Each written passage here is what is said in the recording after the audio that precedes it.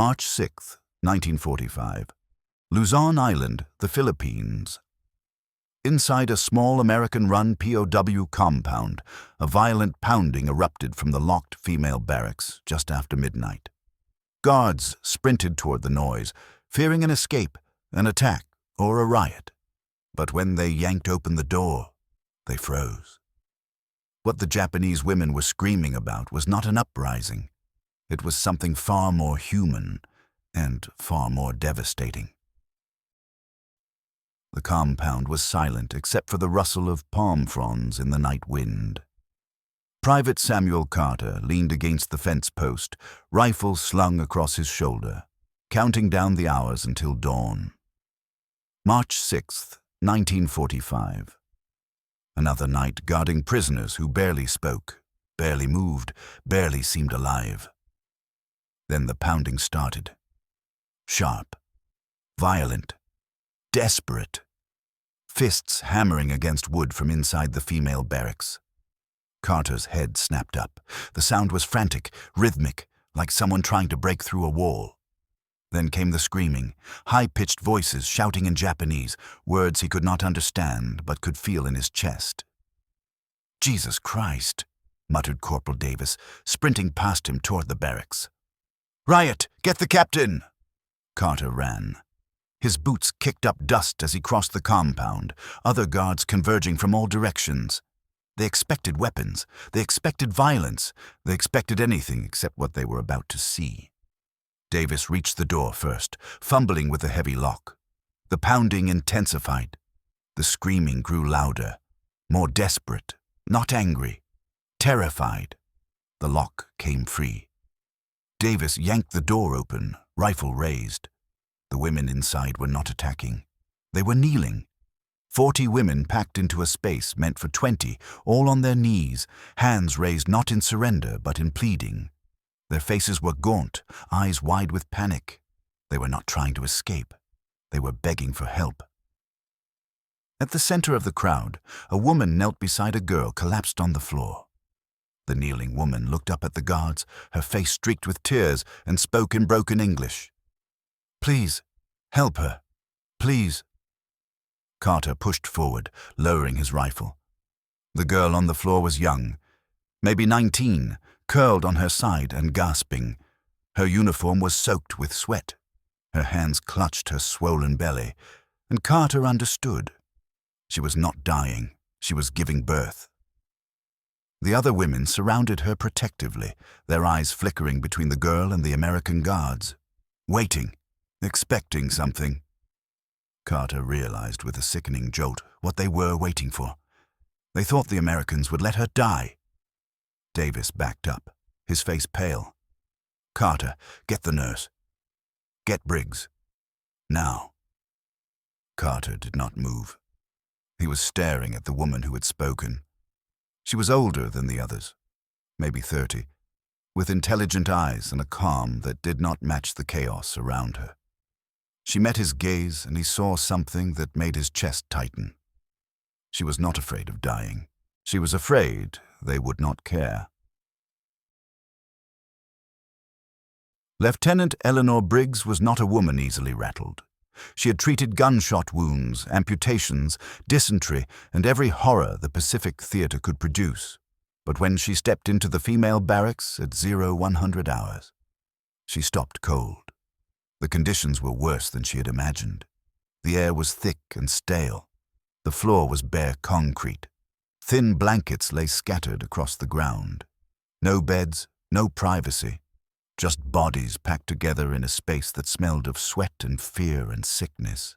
And in the middle of it all, a girl in labor, surrounded by women who looked like they had been holding their breath for weeks. "Move," Briggs said sharply, pushing past the guards. The woman flinched back, giving her space. Briggs knelt beside the girl, checking her pulse, her breathing, her dilation. The labor was advanced. The girl was exhausted, and no one had called for help until now. Briggs looked up at the woman kneeling beside the girl. "How long has she been like this?" The woman hesitated, then answered in careful English. 4 hours. 4 hours. Briggs's voice rose. Why didn't you call for help sooner? The woman's face was impassive. We thought you would let her die, or take the baby. We were told this is what happens to prisoners. Briggs felt something cold settle in her stomach. She looked at the faces around her. They were not defiant. They resigned. They had been expecting cruelty. They had been taught that asking for help would result in punishment. And so they waited, suffering in silence, until desperation forced them to pound on the door and risk whatever consequences came next.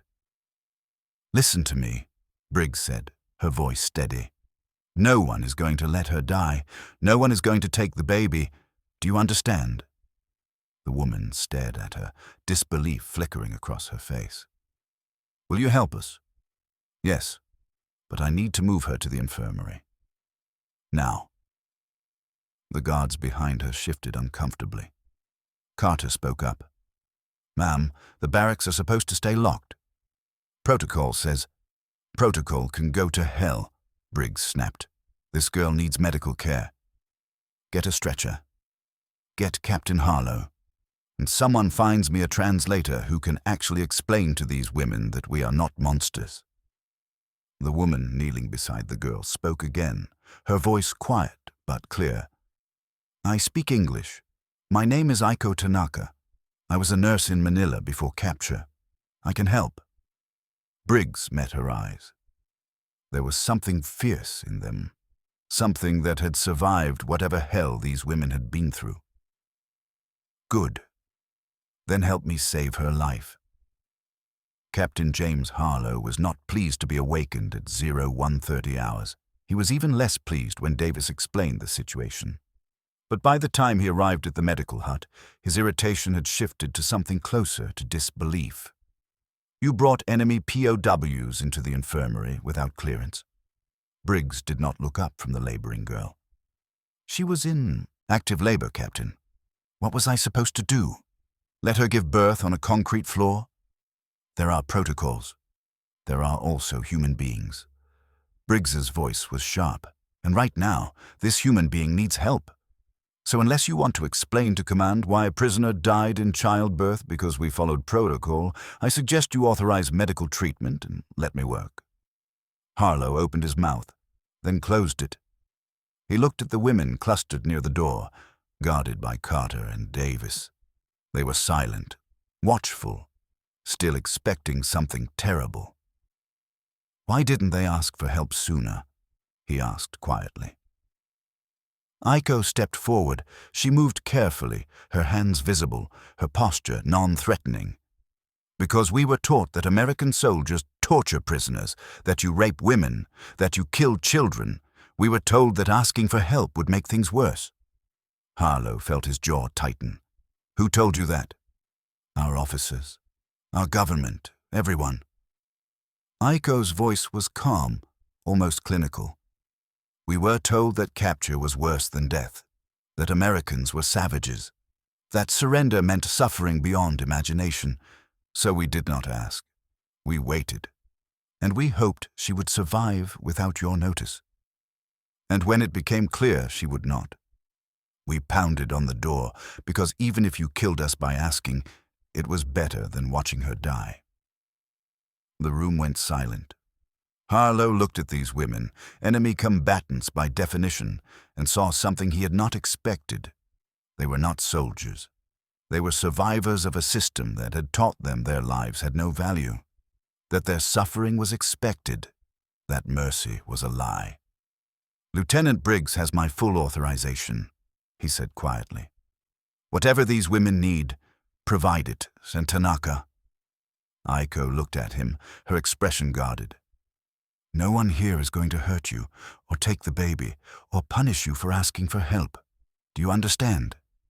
Aiko nodded slowly, but Harlow could see she did not believe him, not yet. The birth took 2 hours. The girl, whose name was Hana, was weak and terrified, but alive. When the baby finally emerged, a small, wailing girl, the women in the room wept. Not from joy exactly, from relief, from disbelief that they had been allowed to witness this moment, that the child had not been taken away. Briggs wrapped the baby carefully and placed her in Hana's arms. The young mother stared at her daughter, tears streaming down her face, whispering words in Japanese that no one in the room understood, but everyone felt. Carter stood near the door, watching. He had expected to spend this war fighting soldiers. He had not expected to stand guard while enemy women cried over a newborn. He looked at Aiko, who had assisted Briggs throughout the delivery with steady hands and quiet competence. "You were a nurse?" he asked. "Yes, in Manila. Before the evacuation." "Why were you evacuated?" Aiko's expression shuttered. "Because the military decided we were useful, and then decided we were expendable." She turned away, her shoulders tense. "Thank you for helping Hana. She did not deserve to suffer." "None of you do," Carter said quietly. Aiko looked at him over her shoulder, something unreadable in her eyes. Then she swayed, just slightly. Her hand reached for the wall, but missed. Carter moved instinctively, catching her before she hit the ground. "Briggs!" he shouted. Aiko was unconscious, her body frighteningly light in his arms. Briggs rushed over, checking her pulse, her eyes, her breathing. Then she pulled back Aiko's sleeve and cursed. Her arm was skeletal, the skin stretched tight over bone. Severe malnutrition, maybe weeks of it. "How long has she been like this?" Briggs demanded, looking at the other women. Mariko, a civilian evacuee who had been captured with the group, stepped forward. "Since before capture. We were on reduced rations for months. Aiko gave most of hers to the younger women. She said she could endure it." "She's starving," Briggs said flatly. "Why didn't anyone say something?" Mariko's voice was soft. "We did not think you would care." The meal came an hour later. Warm broth, fresh bread, fruit, more food than the women had seen in months. The guards brought it into the medical hut, setting bowls on a table and stepping back. The women stared at the food. No one moved. Briggs frowned. "You need to eat. Especially you," she said, gesturing to Aiko, now awake and sitting upright on a cot. "Your body is shutting down." Aiko did not reach for the bowl. Neither did anyone else. They sat in silence, their eyes flickering between the food and the Americans. Suspicious, afraid. "What is wrong?" Carter asked. Mariko answered, her voice barely above a whisper. "Food from an enemy is poison. That is what we were taught. You feed prisoners to make them weak, to make them compliant, to make them suffer slowly." Briggs stared at her. Then, without a word, she picked up a spoon, dipped it into one of the bowls, and ate. She chewed slowly, swallowed, and set the spoon down. "It is food," she said firmly. "Just food. No poison, no tricks. You are starving. Please eat." For a long moment, no one moved. Then Hana, still holding her newborn, reached for a bowl. Her hand shook as she lifted the spoon to her mouth. She tasted it. Her eyes widened, and then she began to cry. Around her, other women followed. They ate slowly at first, then faster, as if afraid the food would be taken away. Some cried quietly as they ate. Others ate in silence, their faces blank with shock. The food was real. The kindness was real. Everything they had been taught was a lie. Aiko ate last. She took small, careful bites, her hands trembling. When she finished, she set the bowl down and looked at Briggs. Her voice was raw. "Why are you not killing us?" Briggs met her eyes. "Because you are human beings, and human beings deserve to live." Aiko stared at her, and for the first time since capture, she allowed herself to believe that maybe, just maybe, she had been wrong about everything. Carter sat across from Aiko in the small interrogation room, though calling it an interrogation felt wrong. There were no harsh lights, no threats, just 2 chairs, a table, and a translator standing quietly in the corner. Aiko sat with her hands folded in her lap, her posture perfect despite her exhaustion. "I need to understand," Carter said gently. "Why did you wait so long to ask for help, even when Hana was dying?"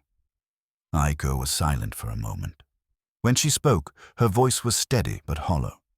"Because we were taught that asking for help from Americans would make things worse, that you would use our desperation against us." "What did they tell you we would do?" "Everything." Aiko met his eyes. "They told us American soldiers torture women for information, that you dishonor captives, that you take pleasure in humiliation, that surrender means suffering worse than death. Every briefing, every training session, every warning, the message was always the same. Americans are not human, they are animals." Carter felt his stomach turn. "And you believe that?" "Why would we not? Our commanders showed us photographs, testimonies, stories of women who were captured and never seen again. They told us that if we were taken, our families would be shamed, our names erased, our existence is denied. So yes, Private Carter, we believed it." She paused, her composure cracking slightly. "The night before Manila fell, my commanding officer gathered all the women. He gave us a choice. Fight to the death, or take the capsules." "Capsules?" Aiko reached into her uniform pocket slowly, carefully, and placed a small glass vial on the table. "Cyanide."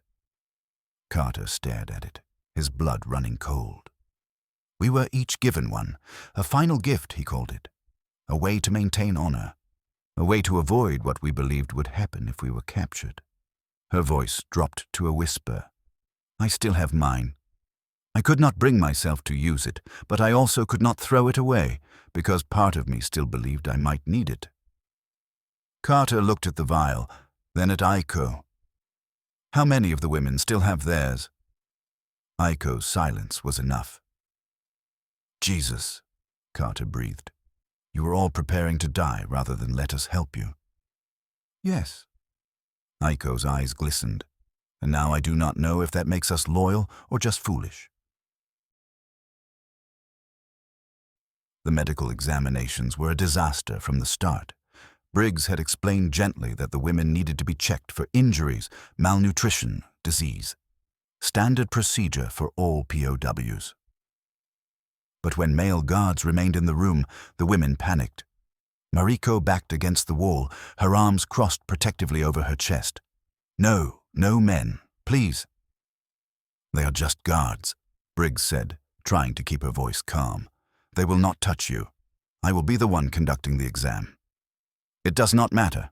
Mariko's voice rose. "Being seen by men who are not family is shameful. Being touched, even by a doctor, while men watch is unacceptable. Please, we cannot do this." Carter, standing near the door, looked at Captain Harlow. "Sir, maybe we should step outside. Protocol requires guards present during all prisoner interactions," Harlow said, but his voice lacked conviction. "Then find female guards," Briggs snapped. "Or nurses. Or someone. Because these women have been through enough without us forcing them to violate their cultural values just to follow our rules." Harlow hesitated, then nodded. "Everyone out. Briggs, you handle this. I will find female staff to assist."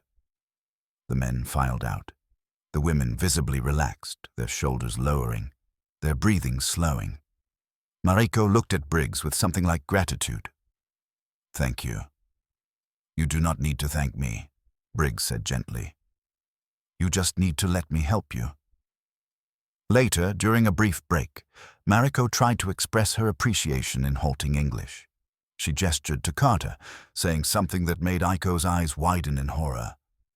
Carter frowned. "What did she say?" Aiko spoke quickly in Japanese to Mariko, who covered her mouth, mortified. Aiko turned to Carter, her face flushed. "She meant to say you are kind, but she used a word that in Japanese implies inappropriate intimacy. She is very sorry." Carter blinked, then laughed. He could not help it. The tension broke. Mariko looked shocked, then began laughing too, her embarrassment giving way to relief. Around them, other women smiled. Some even giggled. Briggs seized the moment. Okay, if we are going to work together, we need to communicate better. I will teach you English. You teach us Japanese. Deal, Aiko translated. The women nodded eagerly. For the next hour, the medical hut filled with the sound of halting English and even worse Japanese, punctuated by laughter when someone mispronounced a word so badly it meant something completely different. For the first time since capture, the women looked almost relaxed. Then the explosion hit. The shell struck 300 yards from the compound. The ground shook. The walls rattled, windows shattered, and the screaming started immediately. The women bolted upright, terror flooding their faces. They scrambled toward the walls, clustering together, their eyes wild. Aiko shouted something in Japanese, and the women dropped to their knees, hands behind their heads, waiting for execution. "What are they doing?" Davis yelled over the chaos. "They think we are going to kill them before evacuating," Carter shouted back. Another explosion, closer this time. He ran to Aiko, who was kneeling with her eyes closed, whispering prayers. "Aiko, we are not going to hurt you. We need to get you to safety." She did not respond, did not move. Carter made a split-second decision. He dropped to one knee and wrapped his arms around her, shielding her body with his as debris rained down from the ceiling. "I've got you," he said into her ear. "You're safe, I promise." Aiko's eyes flew open. She stared at him, disbelief and confusion warring on her face. Around them, other guards were doing the same, covering the women, protecting them from falling debris. Not executing them, not abandoning them, protecting them. "Move, everyone to the bunker." Harlow's voice cut through the chaos. Guards began ushering the women toward the reinforced shelter. They moved carefully, prioritizing the prisoners, making sure every woman made it inside before taking cover themselves. In the bunker, pressed shoulder to shoulder with American soldiers who should have been her enemies, Aiko felt something break inside her chest.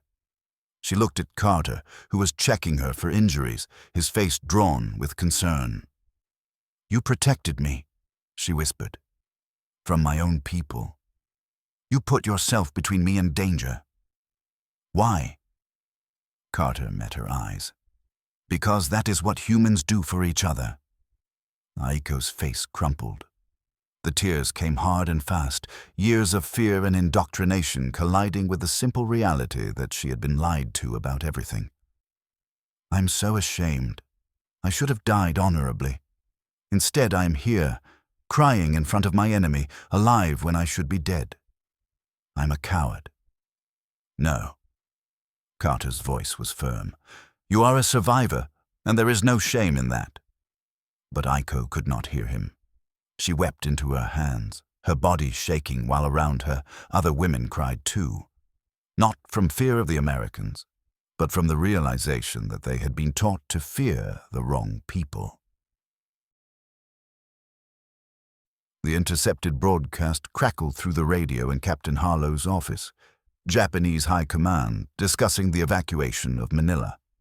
Nakamura, a Nisei translator brought in for intelligence work, listened intently, his face growing darker with each word. When the broadcast ended, he looked at Harlow. "Sir, you need to hear this, and so do the women." The women gathered in the medical hut. Nakamura played the recording, translating as it went. The Japanese commanders discussed logistics, supply lines, strategic withdrawals, and then, casually, almost as an afterthought, they mentioned the evacuated civilians and auxiliary personnel. Acceptable losses if necessary. Priority is military personnel and equipment. Civilian and support staff are expendable. The words hung in the air like poison. Mariko made a sound like she had been struck. Another woman, a young clerk named Sachiko, covered her mouth. Aiko sat frozen, her face drained of color. "Expendable," she repeated. They called us expendable." "That cannot be right," Mariko whispered. "We served.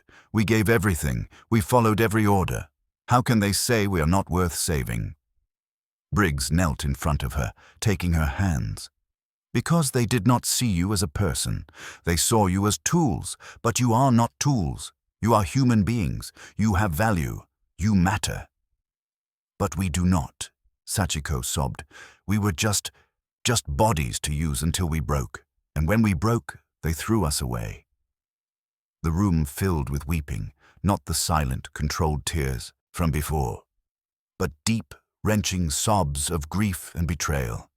These women had given everything to an empire that considered them disposable. And now, sitting in an enemy prison camp, they were being treated with more dignity than their own commanders had ever shown them.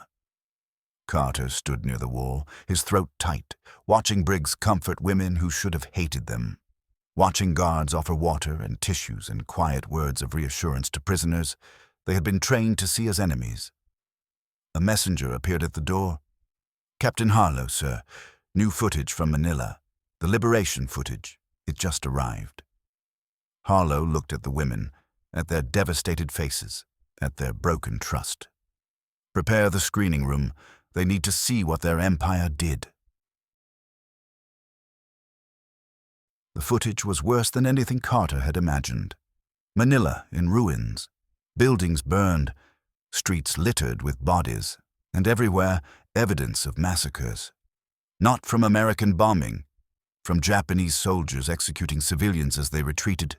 Men, women, children, entire families were slaughtered. The women watched in silence. Then Aiko stood abruptly and stumbled toward the door. She made it 3 steps before her legs gave out. Carter caught her. Lowering her gently to the floor, she gasped for air.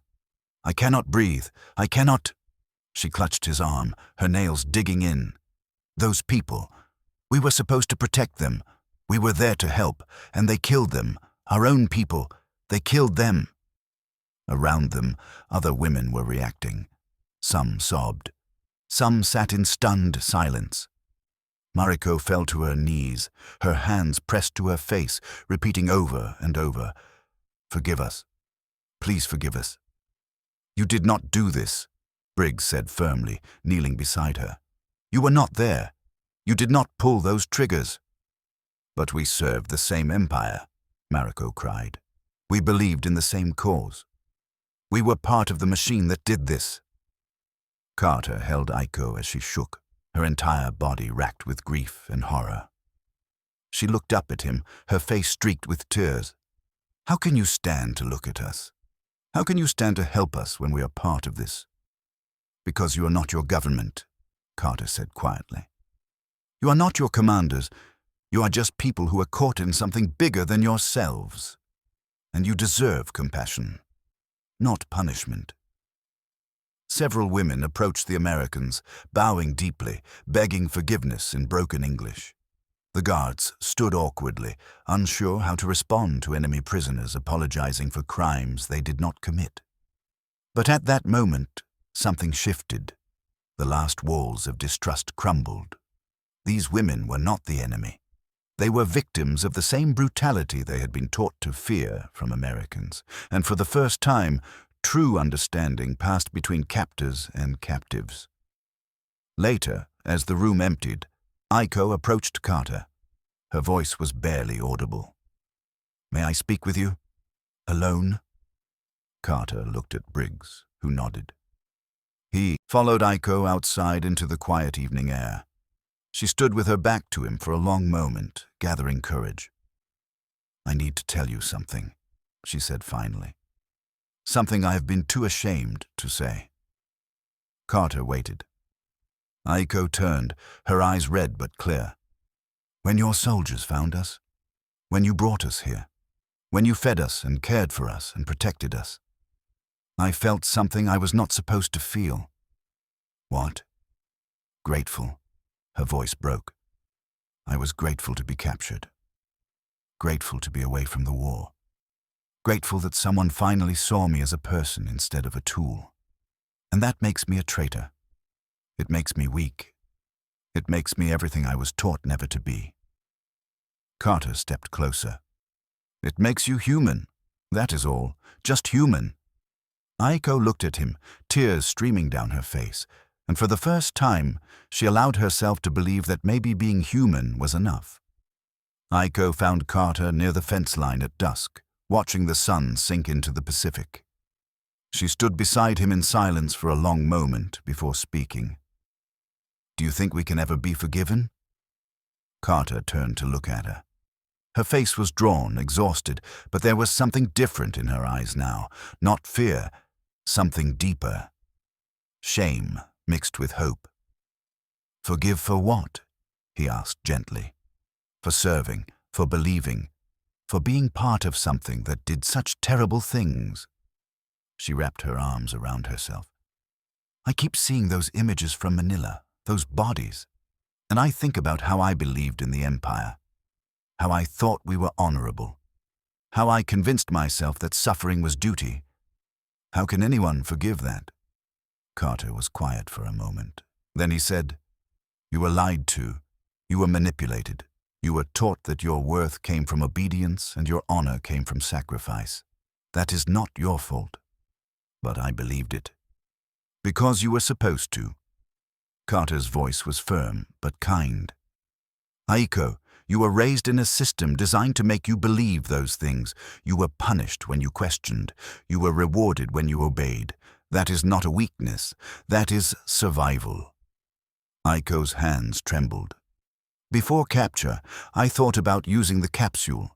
Every single day, I thought about how much easier it would be, how much more honorable. Death seemed like the only choice that made sense. And now I'm alive, and I do not know if I should be." Carter stepped closer, his voice dropping. "Listen to me. Choosing to live when everything tells you to die, that is not cowardice. That is the bravest thing you could have done. You survived, and now you have a chance to decide who you want to be. Not who the empire told you to be, but who you actually are." Aiko looked at him, tears sliding down her cheeks. "I want to help. I want to do something good. I want to prove that I am more than what I was taught to be." "Then help," Carter said simply. "Briggs could use an experienced nurse in the infirmary. You would trust me. You have already proven yourself trustworthy. Now you just need to believe it yourself." The next morning, Aiko appeared in the medical hut, asking quietly if she could assist. Briggs handed her supplies without hesitation, and for the first time since Manila fell, Aiko felt like she had a purpose beyond survival. Then Mariko collapsed during the afternoon roll call. She went down hard, her body crumpling like a puppet with cut strings. The women around her screamed. Guards rushed forward. Briggs was there in seconds, checking vitals, shouting orders. "Starvation complications. Her body is shutting down. Get her inside now." They carried Mariko to the infirmary, laying her on a cot. Her breathing was shallow. Her pulse was weak. Briggs worked frantically, starting an IV, administering glucose, monitoring her heart rate. But Mariko was not responding. "She needs blood," Briggs said, her voice tight. "She has lost too much weight too fast. Her body cannot sustain itself. If we do not get fluids and nutrients into her bloodstream immediately, she will not make it." "We have plasma," Carter said. "It is not enough. She needs a transfusion, whole blood." Briggs looked around the room. "Who here is type O?" Carter raised his hand slowly. His face had gone pale. "I am. Can you donate?" Carter swallowed hard. He hated needles. Always had. The thought of watching his own blood drain into a bag made his stomach turn, but he looked at Mariko, unconscious and dying, and nodded. "Yeah, I can." The women watched in stunned silence as Carter sat beside Mariko's cot, sleeve rolled up, while Briggs inserted the needle. His jaw was clenched, his hands were shaking, but he did not look away. Aiko knelt beside him. "You are afraid." terrified, Carter admitted, his voice strained. Then why? Because she needs help, and I can give it. That's enough. The blood flowed from Carter's arm into the transfusion line, then into Mariko's veins. The women gathered around, some crying, some praying, all of them watching an American soldier give his own blood to save an enemy prisoner. Sachiko whispered to Aiko in Japanese. They are fighting for her. Why are they fighting so hard? Because they see her as human. Aiko whispered back. Not as an enemy, not as a prisoner. Just as someone who deserves to live. After 20 minutes, Briggs removed the needle from Carter's arm. He sagged back, exhausted, his face gray. Briggs handed him juice and made him lie down, but his eyes never left Mariko. Will she make it? He asked. I do not know, Briggs said honestly, but you gave her a chance. That is all we can do. Hours passed. The sun set. The compound went quiet. And then, just after midnight, Mariko's eyes fluttered open. She looked around, confused, weak, struggling to focus. Aiko leaned over her, speaking softly in Japanese. Mariko's gaze found Carter, still sitting nearby despite his exhaustion. She spoke, her voice barely audible. Why? Briggs translated, though the question needed no translation. Carter leaned forward, his voice gentle. Because you matter, because your life has value, because I could help. That is why. Mariko stared at him, tears welling in her eyes. She spoke again in Japanese, and Aiko translated, her own voice thick with emotion. She says she does not understand. She was taught that enemies do not care if you live or die, that prisoners are burdens, that weakness means abandonment. She says she does not understand why you would give your blood for someone like her. Carter met Mariko's eyes. Because you are not someone like her, you are just her, a person, and people take care of each other. That is what we do. Mariko began to sob, her shoulders shaking. Around her, other women cried too, not from grief this time, from something else. Recognition, understanding, the final, complete shattering of everything they had been taught. In the days that followed, something remarkable happened. The women began helping in the kitchens, preparing meals alongside American cooks. They taught the soldiers how to make simple Japanese dishes with the limited ingredients available. In return, the Americans taught them how to play baseball during recreation time.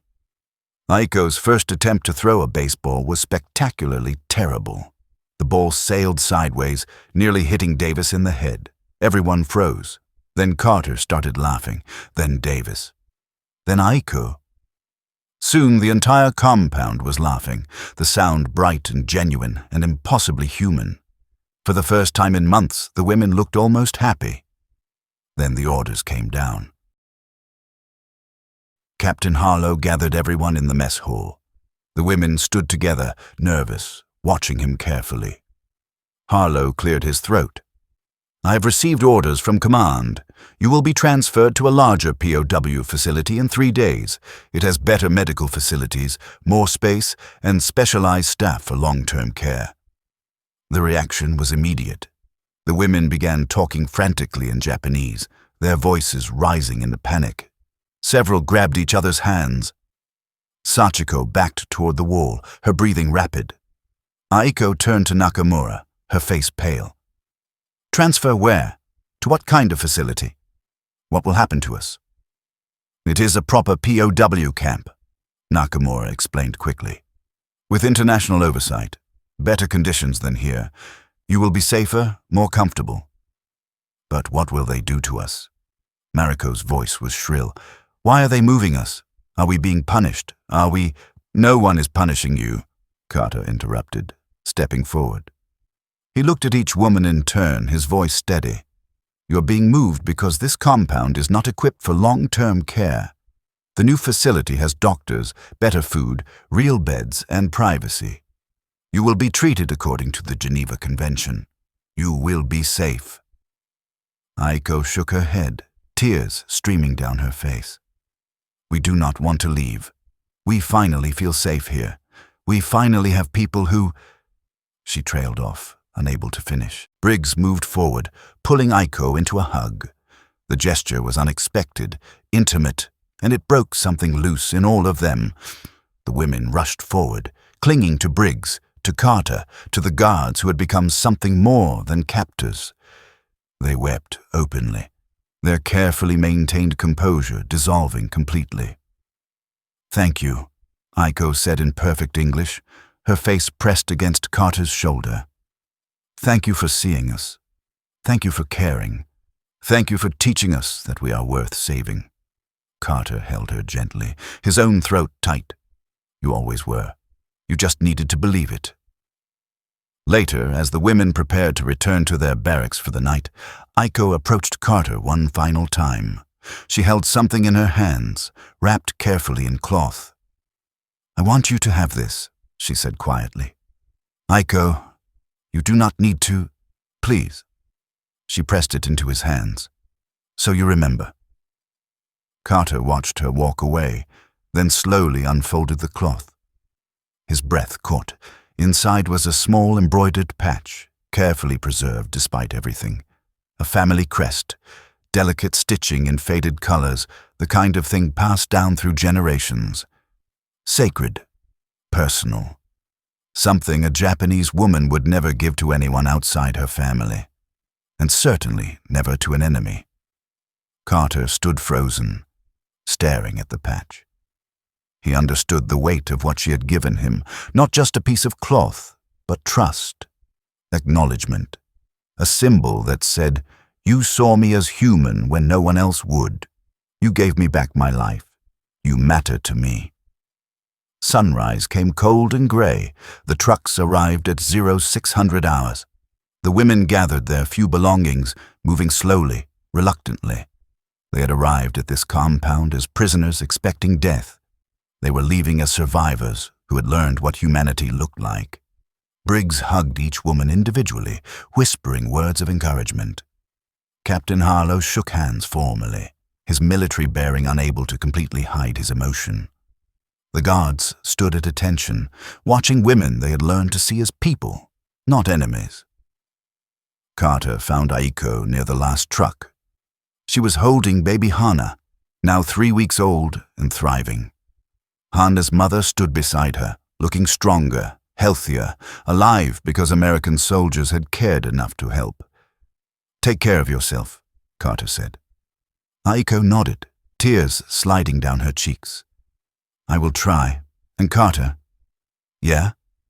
You were wrong about one thing." "What is that?" "You said choosing to live was the bravest thing I could do. But it was not." She looked at the patch he wore pinned to his uniform, the family crest she had given him. "The bravest thing was learning to believe I deserved to live. You taught me that. All of you did." She climbed into the truck. The engines started. The convoy began to move. Carter and the others stood watching until the trucks disappeared over the horizon, carrying 42 women who had arrived broken and were leaving with something they had thought lost forever. Hope. Weeks later, Carter received a letter through Red Cross channels. It was from Aiko.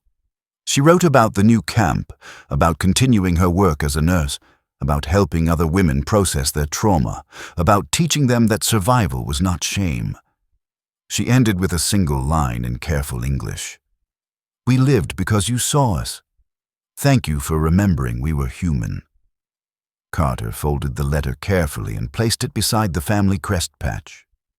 And he thought about how war created enemies, but humanity could create something stronger, how indoctrination could be unlearned, how fear could transform into trust, how prisoners and guards could become something neither of them expected. They became proof that even in the darkest moments of war, compassion could still win.